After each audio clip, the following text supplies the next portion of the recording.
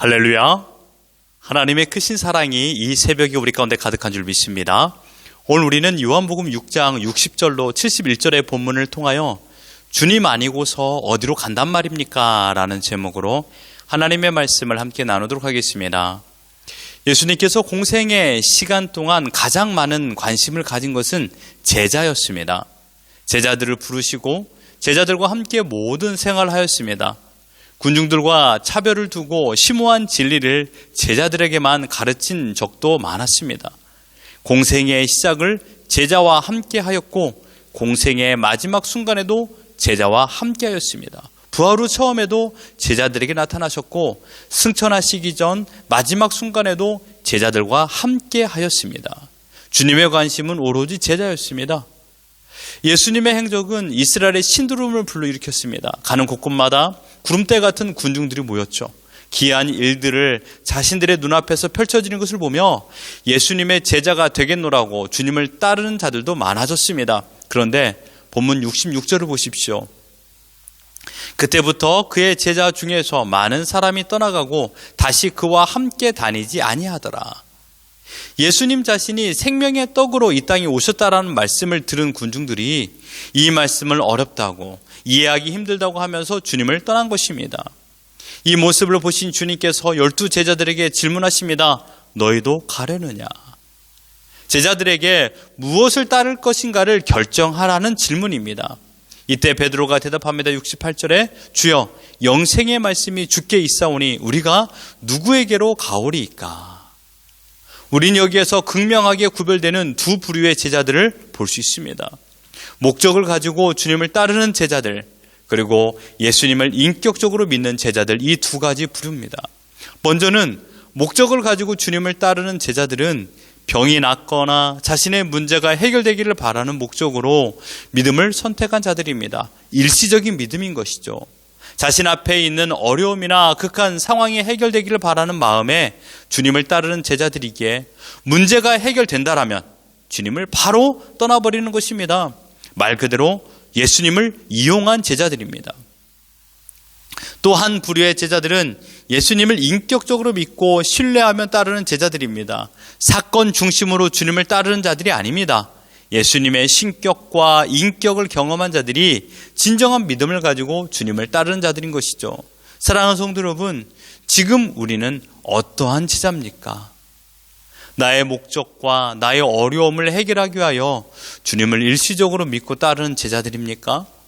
주님의 표현으로 놓고 본다라면 요한복음 6장 26절에 내가 진실로 진실로 너희에게 이르노니 너희가 나를 찾는 것은 표적을 본 까닭이 아니요 떡을 먹고 배부른 까닭이로다. 자신의 배를 채우기 위하여 주님을 따르는 물질 만족을 위한 제자입니까? 아니면 진정으로 나를 구원하기 위하여 이 땅에 오신 하나님의 어린 양으로 예수님을 믿고 계십니까? 이 믿음의 차이는 비교할 수 없는 결과를 만듭니다. 영생입니다. 하나님 나라에서의 영생이 결과입니다. 시몬 베드로는 이렇게 고백하고 있습니다. 주님, 우리는 영생의 말씀을 따르는 자들입니다. 주님 아니고서는 어디로 간단 말입니까? 참으로 가슴 벅찬 고백입니다. 우리의 인생길에 고비가 찾아올 때마다 양자택일을 할 상황마다 선택의 기로에 있을 때마다 주님 아니고서는 어디로 간단 말입니까? 라는 믿음의 고백을 하시는 진정한 제자들이 되기를 주님의 이름으로 축원합니다. 예수님께서 제자들을 버리지 않고 떠나지 않았던 것처럼 예수님은 우리를 버리지 않고 떠나지 않으십니다. 하나님께서 우리에게 하신 약속이 하나님께서 우리에게 하신 약속이 많이 있지만 그 중에 성경에서 가장 많이 반복적으로 나온 것은 동행입니다. 함께 하심입니다. 내가 너를 떠나지 않고 내가 너를 버리지 않겠노라. 신명기 31장 6절에 보면 너희는 강하고 담대하라. 두려워하지 말라. 그들 앞에서 떨지 말라. 이는 네 하나님 여호와 그가 너와 함께 가시며 결코 너를 떠나지 아니하시며 버리지 아니하실 것임이라. 언제나 염려와 근심 속에 있던 백성들에게 또는 왕에게, 선지자에게, 리더에게 하나님은 말씀하십니다. 내가 너와 함께한다. 내가 너를 결코 버리지 않는다. 너는 나의 양이고 나는 너의 목자란다. 이보다 더 간결하면서도 강력한 메시지가 어디 있습니까? 이 약속을 이루기 위하여 임마누엘 하나님이 이 땅에 오셨습니다. 임마누엘의 뜻이 무엇입니까? 내가 너와 함께한다 이것입니다. 그리고 예수 그리스도께서 승천하신 후에는 보혜사 성령님을 우리에게 보내셨습니다. 보혜사는 말 그대로 내 곁에 계신 분이란 뜻입니다. 곁에 계셔서 나를 보호하고, 곁에 계셔서 나에게 힘을 주시고, 곁에 계셔서 나를 위로하시는 분입니다. 이처럼 하나님은 신실하신 약속을 어기지 않고 모두 지키셨습니다. 바른 제자의 고백을 우리 가슴 속에 새겨야 됩니다. 그것은 주님 아니고서 어디로 간단 말입니까? 제자는 타이틀로 얻어내는 칭호가 아닙니다. 제자로서 저마다의 위치에서 제자다움의 삶을 살아가는 것입니다. 사실 현 시대 기독교에 바른 제자가 얼마나 될까라는 것을 생각해 봅니다. 왜 오늘날 기독교가 세상으로부터 걱정거리가 되고 비난의 돌팔매질을 당할까요? 세상 사람과 다를 바가 전혀 나타나지 않기 때문입니다. 똑같다라는 것입니다. 주님의 제자다움이 삶에서 나타나지 않으니 아무런 능력이 발생하지 않는 것입니다. 심지어 믿지 않는 불신자보다 더 악하고 더럽고 불법을 행하는 신자들이 얼마나 많이 있습니까? 교회를 다닌다고 모두 제자가 아닙니다. 교회를 다니는 것이 어느 날부터 예수 믿는 사람이라는 표현이 되어버렸습니다. 정말 생각해 보십시오. 교회를 다니는 것이 예수를 믿는 것일까요? 주일날 교회를 나와서 예배를 드리는 것이 예수를 믿는 것입니까? 여러분 자신에게 자문해 보십시오. 나는 정말 교회를 다니면서 예수님을 진정으로 나의 주님으로 믿고 있는가? 그래서 나는 진정한 제자인가? 교회는 어느 날부터 신자들의 여가 선용의 장소가 되어버렸습니다. 주일 아침은 자연스럽게 교회에 가는 날로 생각하며 아무런 느낌 없이 감동 없이 교회에 와서 교회에서 잘 짜여진 순서대로 예배를 드리고 헌금을 드리고 여러 가지 종교 행사에 참석하면 믿음 좋은 신자라고 착각이 듭니다. 하지만 내 인생에 아무런 일이 일어나지 않습니다. 나를 즐겁게 해주고 나를 행복하게 해주고 나의 부족함을 채우기 위하여 교회에 오는 것은 결국 자기 만족이라는 우상 숭배에 빠져 있는 것입니다. 이러한 신앙 태도가 66절에 다시 그와 함께 다니지 아니한 군중들입니다. 우리가 진정으로 우리 자신에게 물어야 될 질문은 내가 진짜 그리스도를 믿는 제자인가 이것입니다. 지금 주님께서 우리에게 묻습니다. 너희도 가려느냐? 세상의 사람들이 가는 길로 너희도 가려느냐?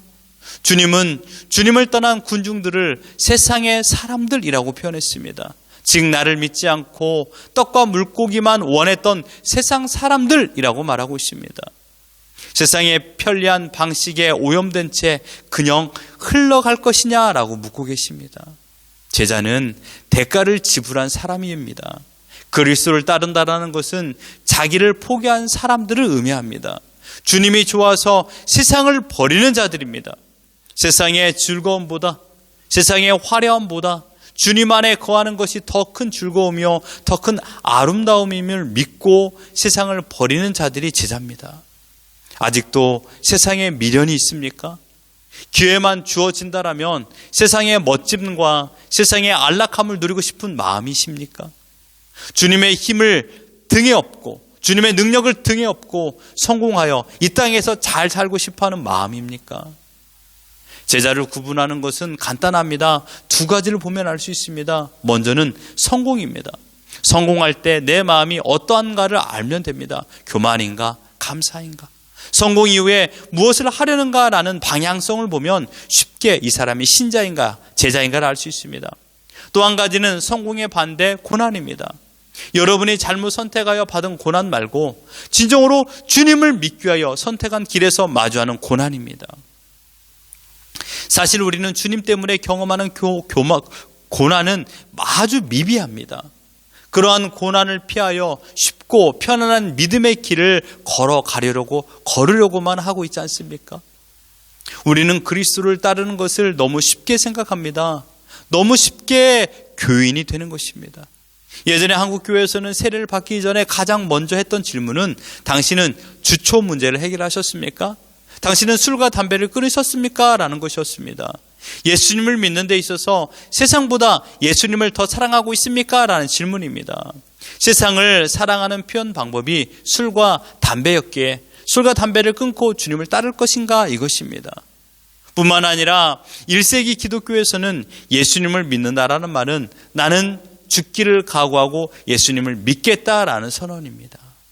사랑하는 성도 여러분, 나 중심의 신앙생활이십니까?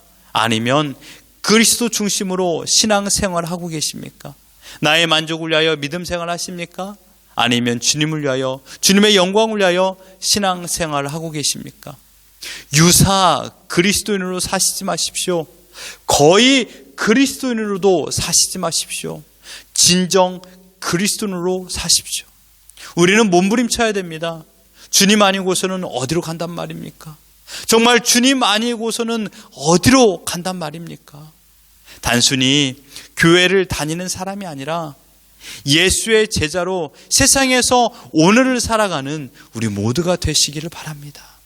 주님께서 우리를 부르셨을 때 우리에게 모든 생명을 주시기로 약속하여 주신 그 놀라운 은혜를 생각하십시오. 우리는 거저 예수님을 믿는 것이 아닙니다. 예수 그리스도의 핏값으로 우리를 사셔서 주님의 제자가 되었습니다. 오늘 우리 주님의 제자로서 오늘을 살기를 원합니다.